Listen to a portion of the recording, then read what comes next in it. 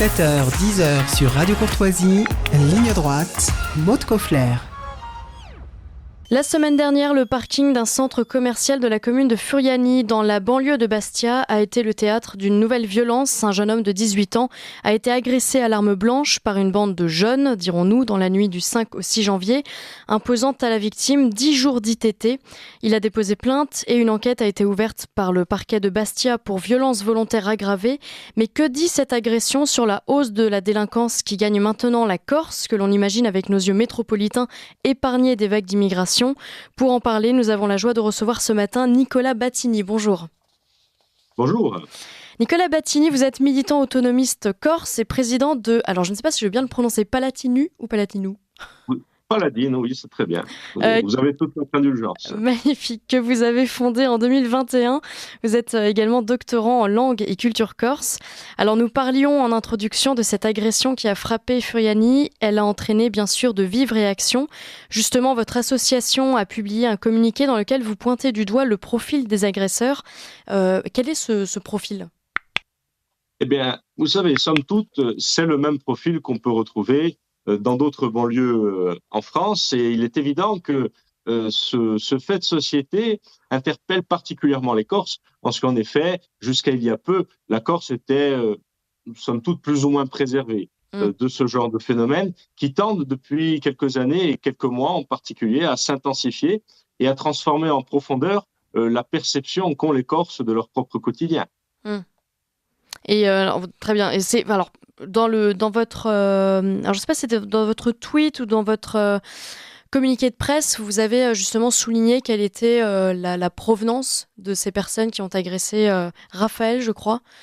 Est-ce que vous pourriez nous en dire plus là-dessus ? Oui, absolument. C'est ce qu'on a l'habitude d'appeler des jeunes entre midi et mai. Évidemment, correspond très souvent à des éléments particulièrement nuisibles et vindicatifs à l'égard des populations qu'on peut qualifier de souches et qui sont eux-mêmes issus, en effet, d'un certain nombre de communautés issues de l'immigration, et en particulier de l'immigration en provenance du sud de la Méditerranée. Je pense que ça n'est un mystère pour personne, malgré toutes les convenances et les prudences de langage à ce sujet. Oui, bien sûr.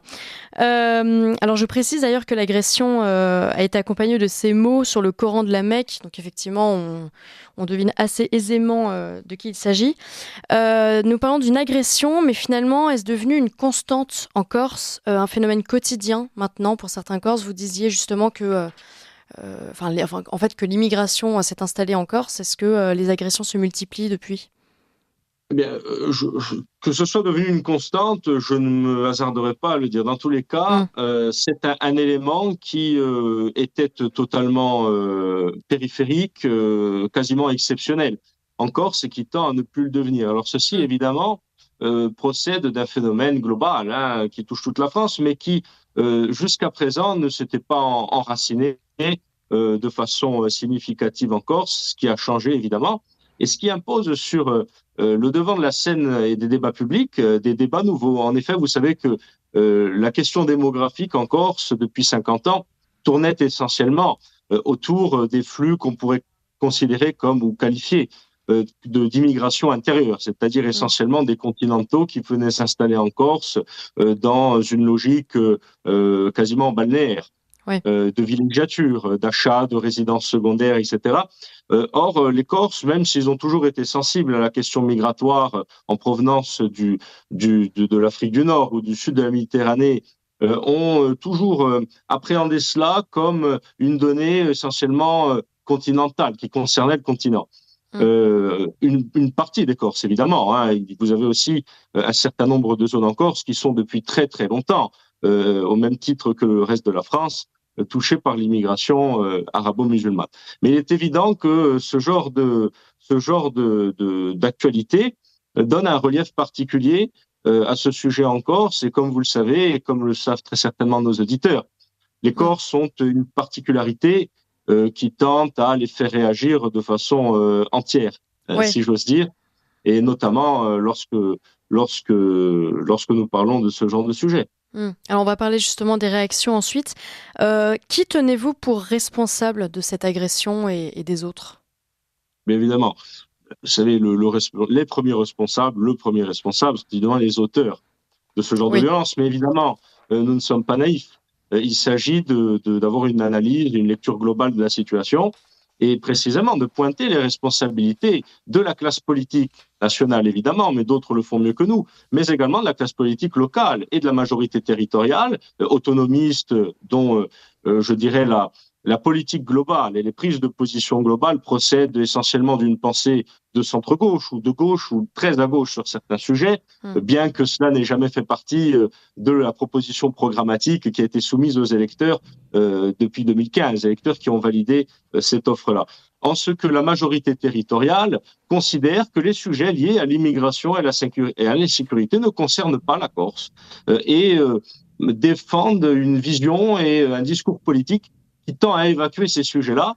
Il est évident que l'actualité de ces dernières semaines, de ces derniers mois, mais même de ces dernières années, tend à briser ce narratif. Et par conséquent, je pense que c'est toute la responsabilité et le rôle que tient notre organisation, qui rencontre d'ailleurs autour de ces prises de position relatives au sujet que nous évoquons, une dynamique tout à fait incroyable. Vous savez que en seulement un an, nous regroupons aujourd'hui la moitié en termes de nombre des adhérents du parti majoritaire en Corse, ce qui est tout à fait significatif. Oui, en effet. Alors, vous avez lancé un appel au rassemblement ce samedi 13 janvier pour réagir à cette agression. Quel est l'objectif de ce rassemblement ? Attendez-vous vraiment des réponses des politiques ou bien est-ce une démonstration de force, non seulement à l'intention des élus, mais aussi des populations délinquantes immigrées ? Un peu tout cela à la fois, si j'ose dire. Vous savez, notre démarche est inscrite de façon tout à fait stricte et explicite dans une logique démocratique, non violente et citoyenne.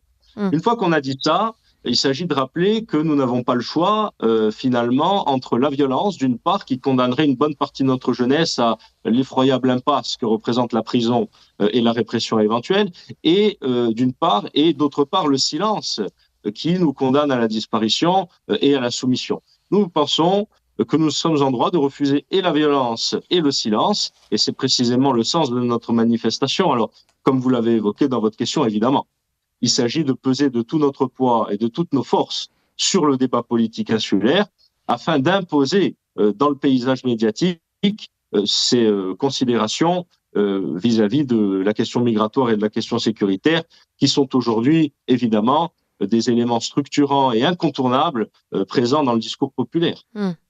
Alors, quel est le climat actuel en Corse suite à cette agression ? Parce que, corrigez-moi si je me trompe, il me semble qu'il y a eu une agression en Corse il y a quelques temps, et je crois que des Corses avaient pris l'initiative d'aller se faire justice eux-mêmes. Alors, on reconnaît le caractère des Corses. Est-ce qu'il s'est produit la même chose là, ou est-ce qu'au contraire, il y a pas une forme de sagesse, mais une attente de la justice et de la police ? Alors écoutez, les situations sont différentes. En effet, l'année dernière a eu lieu, lors de l'été, un certain nombre de péripéties tout à fait similaires, notamment à Calvi, où un jeune Corse a été agressé au coup de couteau, toujours par le même profil que l'on qualifie de jeune, si je veux dire. Ce qui est tout à fait impropre, en ce que la victime elle-même était aussi jeune que ses agresseurs, mais en effet, elle était corse, donc pas qualifiée de jeune. Nous entendons sur ce sujet, sur ce terme. Un jeune corse a été agressé en Balagne l'année dernière, que nous avons d'ailleurs soutenu sans aucune hésitation. Et en effet, cette agression a donné lieu le soir même à des représailles spontanées et populaires. Eh bien, il est évident que nous ne souhaitons pas, bien que nous ne les dénoncions pas et que nous n'utilisions pas de discours moralisateurs vis-à-vis de ces réactions spontanées et populaires, nous ne souhaitons pas les promouvoir et au contraire, afin évidemment de protéger notre jeunesse d'une éventuelle répression et pour assurer la paix civile, il s'agissait pour nous déjà à l'époque de tendre vers un rassemblement populaire qui a eu lieu à la Cité des Cannes vis-à-vis, en réaction, si j'ose dire, d'une autre affaire qui a eu lieu dans la même semaine que celle que j'évoque, à Ajaccio, cette fois-ci, où des employés municipaux de la ville d'Ajaccio ont été menacés alors qu'ils effectuaient leur travail dans l'une des cités ajaxiennes, ce qui a donné évidemment un appel au rassemblement qui a réuni plusieurs centaines de personnes, ce qui est tout à fait conséquent en Corse, évidemment. Je pense qu'on peut y voir aussi, il est vrai, une forme de similitude avec ce qui arrive aujourd'hui, encore que, en effet, nous n'ayons pas,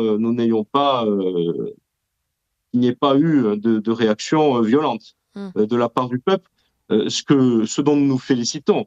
Encore une fois, car nous pensons que notre responsabilité, précisément, réside dans le fait d'exprimer la colère populaire et d'exiger auprès de la classe politique un certain nombre de clarifications et de positionnements fermes en la matière. Mais encore une fois, pour éviter tout désordre qui serait éminemment préjudiciable et à la tranquillité des braves gens, mais aussi à leur liberté et à la sérénité de leur quotidien. Vous avez donc fondé votre association fin 2021 et défendez un nationalisme corse. Qu'est-ce que ça signifie ? Qu'est-ce que vous défendez ? Eh bien, nous défendons tout simplement le droit pour le peuple auquel nous appartenons d'être reconnu par les institutions de la France. C'est-à-dire que nous ne souhaitons pas la séparation d'avec la France.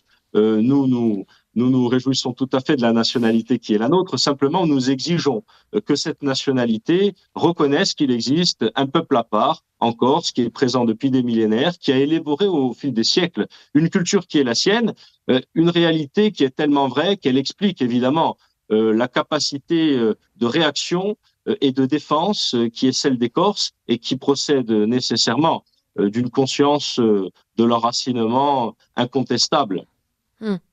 Alors une dernière question, vous estimez que le combat de la Corse aujourd'hui n'est plus institutionnel mais civilisationnel, c'est ça ? C'est en partie cela. Nous battons toujours, évidemment, et nous sommes tout à fait bienveillants vis-à-vis de toutes les démarches qui permettront à la Corse d'obtenir l'autonomie de gestion ou le maximum de liberté dans le cadre des institutions de la France. Mais il est vrai que notre particularité, et qui fait évidemment aussi tout notre succès et tout l'intérêt de notre démarche au sein du nationalisme corse, eh bien, est d'insérer des considérations civilisationnelles. Vous savez, nous pensons que notre identité de Corse s'inscrit évidemment dans le cadre de notre identité d'Européens de l'Ouest, de culture gréco-latine, de civilisation catholique et romaine. Et je pense, nous pensons, en tout cas nous constatons, au vu des très nombreuses adhésions qui affluent vers notre organisation depuis un an, en particulier depuis ces dernières semaines, eh bien que ce narratif correspond tout à fait au ressenti et à la perception qu'ont les Corses de leur propre peuple et de leur propre culture. Merci beaucoup Nicolas Battini d'avoir accepté notre invitation. Je rappelle que vous êtes militant autonomiste corse, président de Palatinu que vous avez fondé en 2021. Vous attendez combien de personnes samedi pour votre rassemblement ? Écoutez, nous attendons plusieurs centaines de personnes et à ce sujet d'ailleurs, j'invite tous nos auditeurs qui sont corses à se rendre à partir de 13h30 à Paeseno au stade de foot sur la route royale afin de démontrer par un afflux populaire des braves gens dans la dignité, dans la sérénité, que les questions migratoires et les questions sécuritaires sont aujourd'hui des problèmes prégnants dans le quotidien des Corses et que nous exigeons une prise en compte de ces problématiques auprès de la classe politique qui localement tend à les ignorer depuis toujours. Eh bien, l'appel est passé. Merci beaucoup Nicolas Battini. À très bientôt.